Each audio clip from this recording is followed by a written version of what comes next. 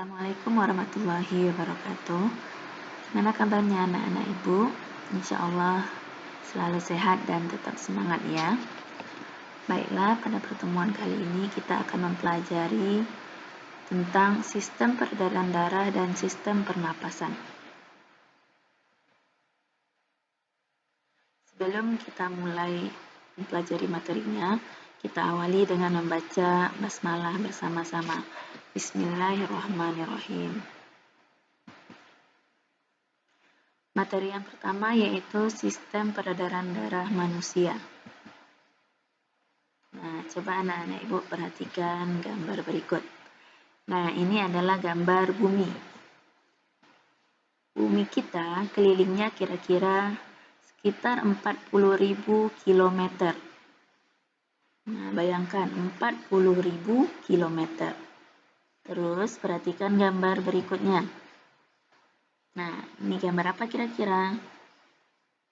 Ini adalah gambar pembuluh darah yang ada di tubuh kita. Nah, hampir semua bagian tubuh kita berisi pembuluh darah. Nah, kira-kira berapa panjangnya pembuluh darah kita? Panjang pembuluh darah kita kalau dibentangkan itu bisa mencapai 100.000 km atau 2,5 kali keliling bumi.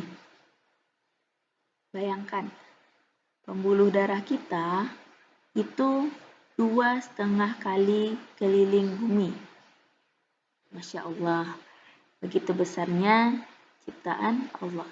Pembuluh darah aja yang ukurannya sangat kecil di tubuh kita.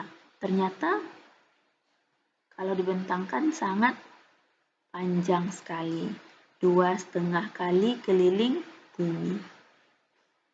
Nah, jadi kita harus betul-betul bersyukur kepada Allah.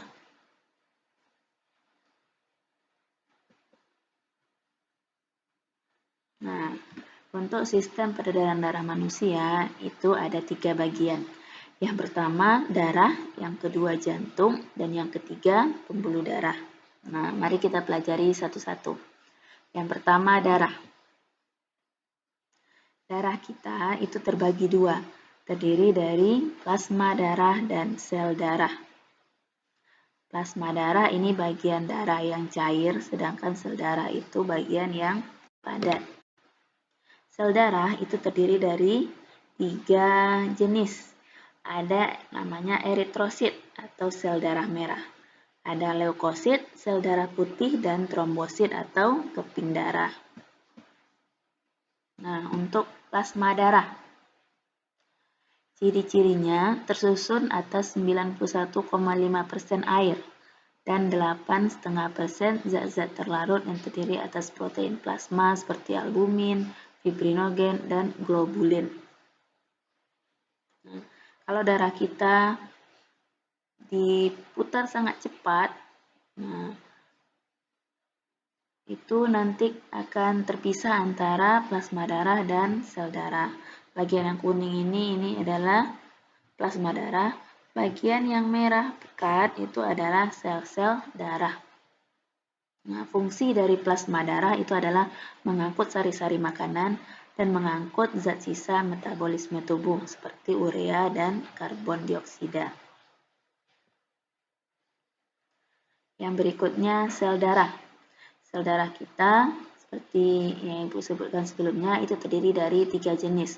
Ada eritrosit, sel darah merah. Nah, ini dia sel darah merah. Ada leukosit, sel darah putih, dan ada trombosit atau keping darah. Nah, gimana ciri masing-masingnya? Yang pertama, ciri-ciri dari eritrosit atau sel darah merah. Bentuknya bikonkav. Bikonkav itu artinya bulat pipih dan cekung di tengah. Nah, seperti ini bentuknya. Bulat pipih dan cekung di tengah. Dia tidak punya inti. Mengandung hemoglobin.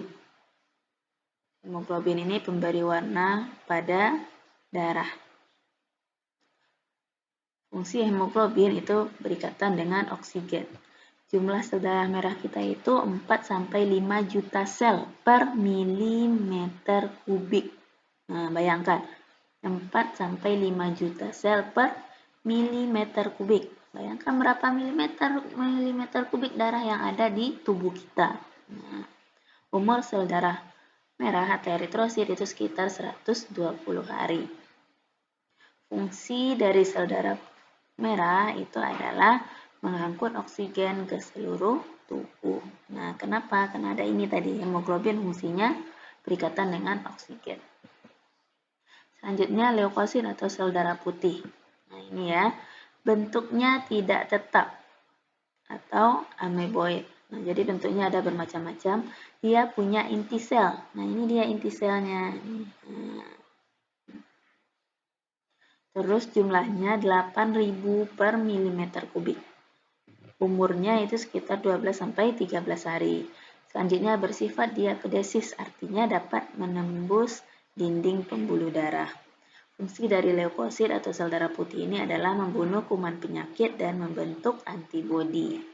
Nah, jadi ini sel darah putih fungsinya sebagai pertahanan tubuh kita terhadap kuman. Trombosit atau keping darah. Nah, ini ya. Dia ukurannya kecil, bentuknya tidak beraturan dan beraneka ragam. Dia tidak punya inti, jumlahnya 200.000 sampai 500.000 per milimeter kubik. Umurnya 5 sampai 9 hari. Fungsi dari trombosit atau keping darah ini adalah untuk proses pembekuan darah. Nah, jika kita terluka, yang berfungsi untuk membekukan darah kita adalah trombosit atau keping darah. Nah, gimana proses pembekuan darah? Yang pertama, jika kita terluka, maka trombosit akan pecah. Trombosit yang pecah ini mengeluarkan trombokinase namanya, yang mengubah protrombin menjadi trombin dengan bantuan ion kalsium dan vitamin K. Trombin akan mengubah fibrinogen menjadi fibrin. Nah, fibrin ini berupa benang-benang, sehingga luka akan tertutup. Bagian berikutnya adalah jantung. Nah, kalau kita ibaratkan sebagai alat transportasi, nah darah itu disebut juga alat transportasi di dalam tubuh manusia. Sistem peredaran darah alat transportasi. Darah kita ibaratkan sebagai mobil yang mengangkut penumpang. Nah, terus jantung itu kita ibaratkan sebagai terminal. Nah, apa artinya? Tempat keluar masuknya darah. Nah, jadi pusatnya di sana.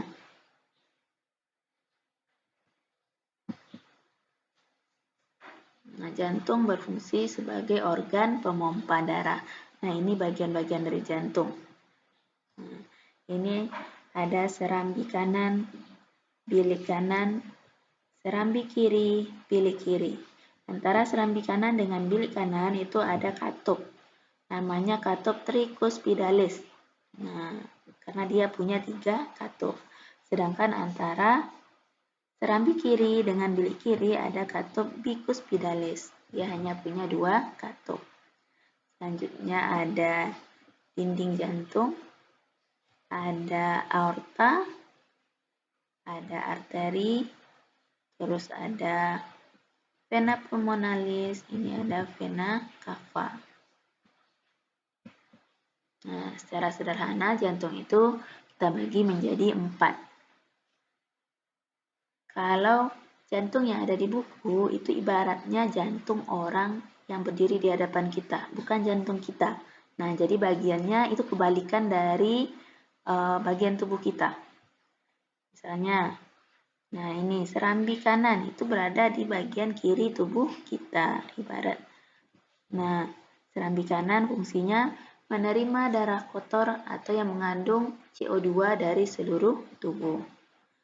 Terus ada bilik kanan, nah yang ini. Memompa darah kotor atau CO2 ke paru-paru. Selanjutnya, serambi kiri fungsinya menerima darah bersih atau yang mengandung O2 dari paru-paru. Terus bilik kiri, memompa darah bersih atau yang mengandung O2 ke seluruh tubuh. Nah, jadi ingat ya, jangan terbalik bagiannya.